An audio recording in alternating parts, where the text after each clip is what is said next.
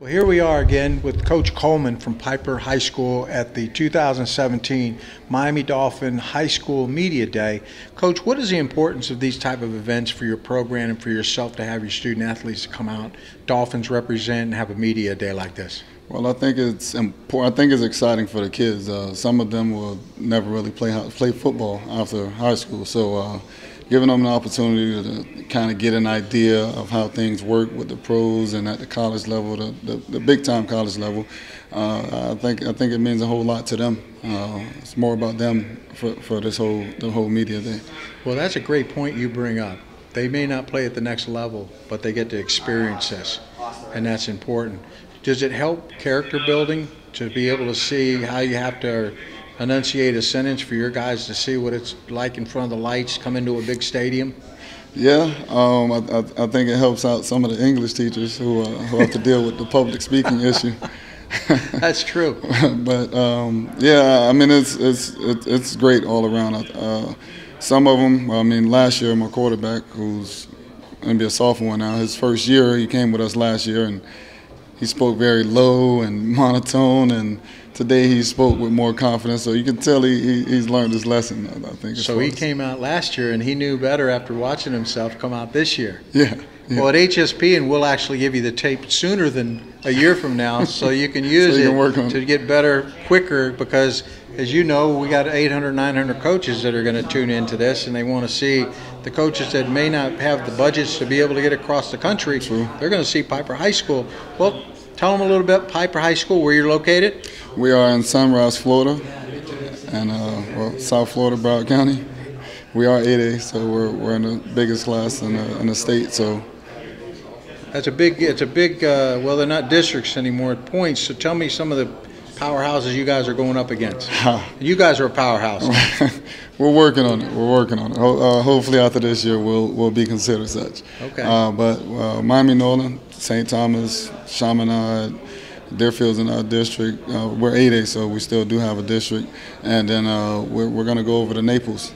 Okay. Taking a trip. Yeah. Naples High School? Yes. They got some tradition over there. They do. One high school. And they play pretty good over there. We'll see if they can keep up with the South Florida East Coast boys.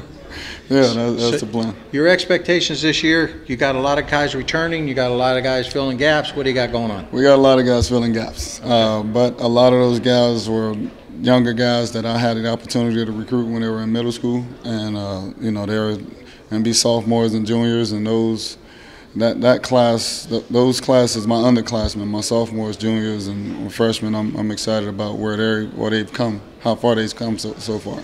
Well, you got a freshman coming into a sophomore year. That must have been quite a challenge.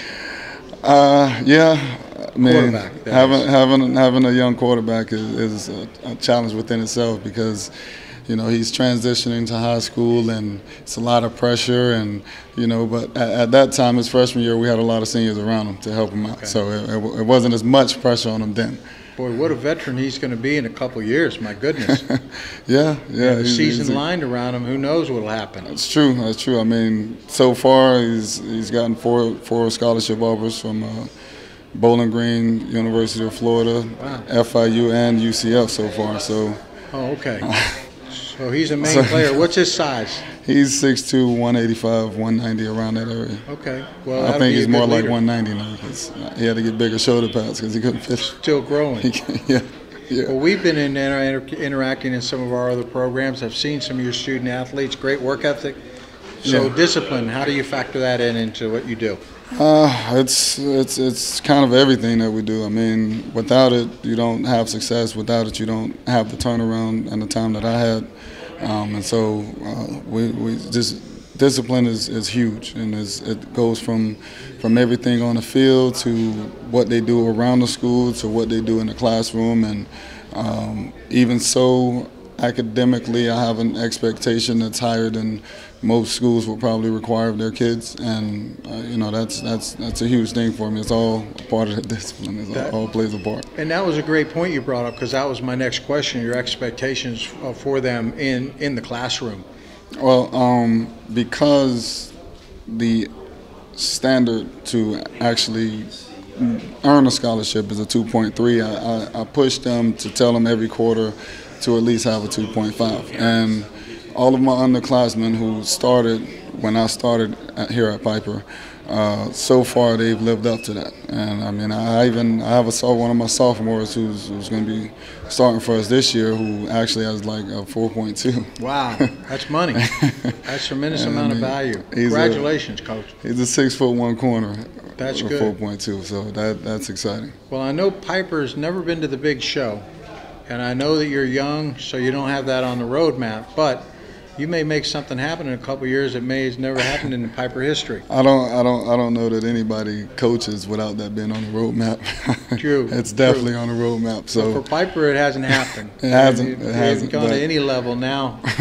We're working on it. We're definitely working on it. I think that you're going to make great strides to do it. Coach, it's great to see you today. Thanks for taking the time to come in and talk with HSPN Sports. No problem. Thanks for having me.